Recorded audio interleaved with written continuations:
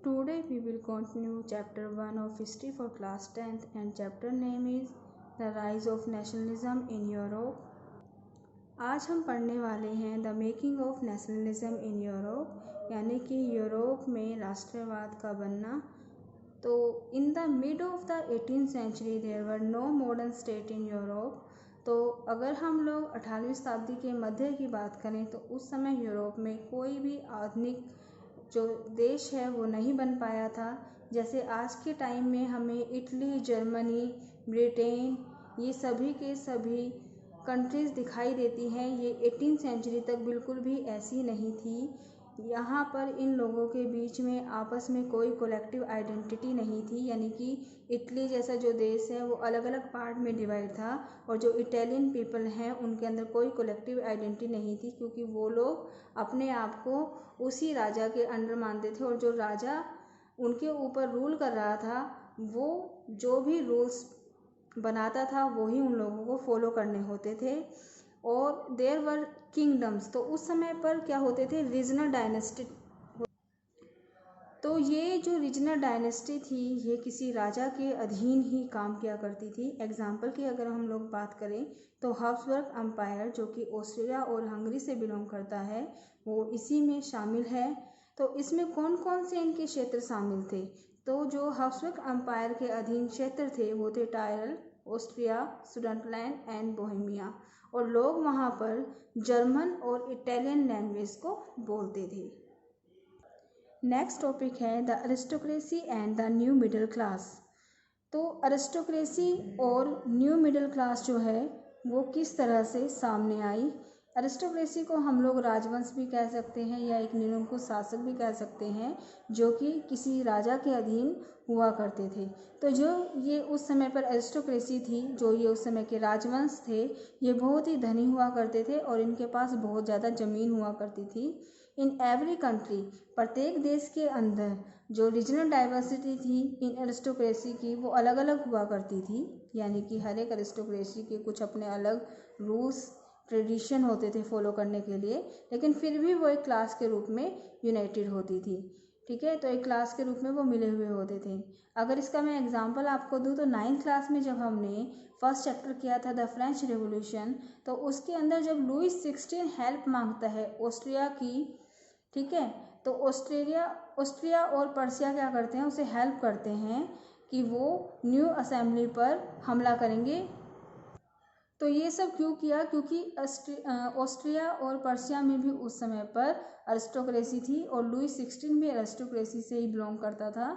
तो एक क्लास होने के कारण क्या करते थे, ये आपस में यूनाइटेड थे, आपस में जुड़े हुए थे, जिसके कारण ये चीज़ें हुई या ये लोग इकट्ठे होकर के रहना सीख गए। They owned state, they spoke French and connected by the tie of marriage. ये लोग जो हैं ये अपने पूरे साम्राज्य को ओन करते थे, उनके स्वामी थे। दे spoke French and connected by the tie of marriage. ये मोस्टली जो इनमें से बड़े राजवंश थे वो फ्रेंच लैंग्वेज बोलते थे, क्योंकि फ्रेंच लैंग्वेज को उस समय पर सबसे सभ्य भाषा माना जाता। सभ्य भाषा मानने का रीज़न यही था क्योंकि जो हाई क्लास है वही उस समय पर फ्रेंच लैंग्वेज को बोलती थी। तो ये लोग जो हैं फ्रेंच लैंग्वेज बोलते थे और शादी के बंधन के द्वारा आपस में बंधे हुए थे। जैसे हमने पढ़ा था कि लुई 16 की शादी जो होती है वो ऑस्ट्रिया प्रिंसेस से होती है, मैरी एंटोनेट से होती है, तो वो आपस में शादी के संबंधों द्वारा बंधे होते थे। However, they were in a small group numerically. संख्या में अगर हम लोग देखें तो इनकी जो संख्या थी वो काफ़ी कम हुआ करती थी, क्योंकि अब देश जो है वो गरीबों से भी तो बनेगा। ऐसा तो नहीं है कि सभी लोग वहाँ पर अमीर होंगे। तो ये लोग होते थे, ऑन भी करते थे, लेकिन उसके बावजूद भी इनकी जो संख्या थी वो काफ़ी कम थी। अब उसके बाद अमर्ज हुआ द न्यू मिडिल क्लास।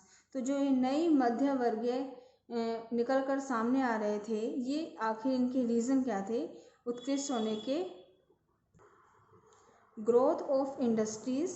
तो रीज़न अगर हम लोग कहें तो उस समय पर बहुत सारी इंडस्ट्रीज़ की ग्रोथ हो रही थी। ग्रोथ ऑफ कमर्शियल क्लासेस, बहुत सारी कमर्शियल क्लासेस जो है, वाणिज्य वर्ग जो है वो निकल के सामने आ रहे थे। फैक्ट्रीज़ लग रही थी, फैक्ट्रीज़ लगेंगी, इंडस्ट्रीज़ अगर लगेंगी तो उसमें काम करने के लिए मैनेजर की ज़रूरत पड़ेगी, ठीक है। उनको लगाने के लिए बड़े बड़े इंडस्ट्रीज जो हैं वो भी सामने आएंगे। तो इस तरह से जो इंडस्ट्रीज थे, जो बड़े बड़े पदों पर काम कर रहे थे, वो सभी के सभी लोग न्यू मिडिल क्लास में आते थे। तो इंडस्ट्रीज, बिजनेसमैन और प्रोफेशनल जैसे कि डॉक्टर, टीचर, लॉयर जो हैं, ये भी मिडिल क्लास में ही संबंधित थे।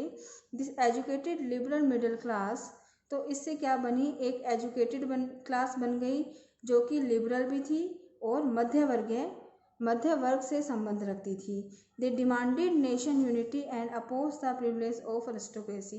तो ये जो मिडिल क्लास थी, ये क्या करती, इसका क्या माना था कि नेशनल यूनिटी होनी चाहिए, राष्ट्र का एकीकरण होना चाहिए, और इसके साथ साथ जो ये राजवंशों को अलग अलग तरह के प्रिविलेज मिले हुए थे, यानी कि इन्हें जो बेनिफिट्स मिले हुए थे, ये चाहते थे कि ये बेनिफिट्स भी इनसे ले लिए जाएं। तो उसके बाद नेक्स्ट है हमारा लिबरल नेशनलिज्म, यानी कि उदारवादी राष्ट्रवाद। What did liberal nationalism stand for? देखो, लिबरलिज्म जो वर्ड है वो ड्राइव हुआ है एक लैटिन वर्ड से जिसका मतलब होता है लिबर, इसका मतलब होता है फ्री, यानी कि जो ऐसा राष्ट्रवाद जिसमें सभी अपने आप को फ्री समझे, किसी के ऊपर वो थोपा ना जाए, उसको हम लिबरल नेशनलिज्म कहते हैं। तो लिबरल नेशनलिज्म के कुछ प्रिंसिपल हैं, उन प्रिंसिपल को देख करके आप समझ जाएंगे कि लिबरल नेशनलिज्म होता क्या है। तो लिबरलिज्म के क्या सिद्धांत हैं? Freedom of individual and equality of all before law, सभी को कानून की नज़र में समान समझना और उसके साथ प्रत्येक व्यक्ति को स्वतंत्रता प्रदान करना। Government by consent of people, लोगों की इच्छा पर ही सरकार का चुना जाना। Constitution should be form and responsible government through parliament, constitution जो है वो बनाया जाए और उसके द्वारा पार्लियामेंट भी चले जो कि रिस्पॉन्सिबल गवर्नमेंट के द्वारा चलाई जाए। End of autocracy and clerical privilege, जो भी पादरियों को अलग तरह के बेनिफिट्स मिलते हैं और जो ऑटोक्रेसी चल रही है उसका एंड हो, वो ख़त्म हो।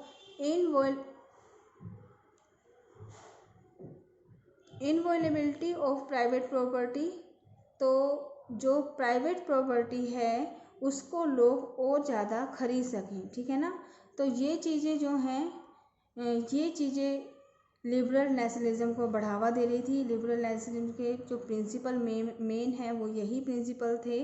अब इन प्रिंसिपल से हमें दो क्षेत्र हमारे सामने आते हैं, एक पॉलिटिकल स्फीयर और एक economic sphere.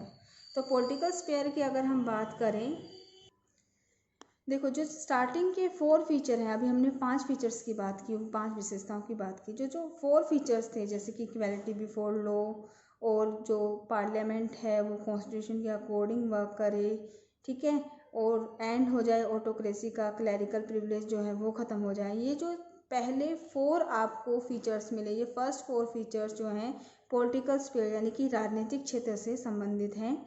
Equality before law, यहाँ पर हमें एक बात को हमेशा याद रखना है कि जो इक्वालिटी बिफोर लॉ है यानी कि कानून के प्रति जो समानता है, इसका मतलब ये नहीं है कि सबको यूनिवर्सल सफ्रेज मिल जाएगा, सबको वोट देने का अधिकार मिल जाएगा। वोट देने का अधिकार अलग होता है और इक्वालिटी बिफोर लॉ जो है उसको हम अलग से एक अलग पॉइंट या अलग फीचर के रूप में देखेंगे। तो दोनों ही जो हैं वो एक अलग अलग चीज़ें हैं। नेक्स्ट है हमारा इकोनॉमिक स्फीयर। 5वां जो हमारी जैसे कि प्राइवेट प्रॉपर्टी सबको रखने के लिए का अधिकार हो, तो ये जो 5वां फीचर दिया गया है इसे हम इकोनॉमिक स्फीयर में यानी कि आर्थिक क्षेत्र में काउंट करेंगे। तो इसमें क्या क्या है? फ्रीडम ऑफ मार्केट, मार्केट में फ्रीडम हो। Abolition of state impose restriction जो है, यानी कि कई बार क्या होता है 2 स्टेट में ही आपस में लोग क्या नहीं कर पाते, व्यापार नहीं कर पाते, जिसके कारण क्या होता है, जिसके कारण गुड्स का मूवमेंट नहीं हो पाता, सर्विस का मूवमेंट नहीं हो पाता। तो अगर सबके पास प्राइवेट प्रॉपर्टी है, सबको अधिकार मिल जाता है कि वो आपस में व्यापार कर सकते हैं, तो ये इकोनॉमिक स्फीयर था। तो इस तरह से हमने पढ़ा कि लिबरल नेशनलिज्म की क्या प्रिंसिपल थे और पॉलिटिकल स्फीयर में हम किस चीज़ों को लेंगे और इकोनॉमिक स्फीयर में हम किन चीज़ों को लेंगे। यहाँ तक आपको आपके इस चैप्टर के नोट्स प्रिपेयर करने हैं।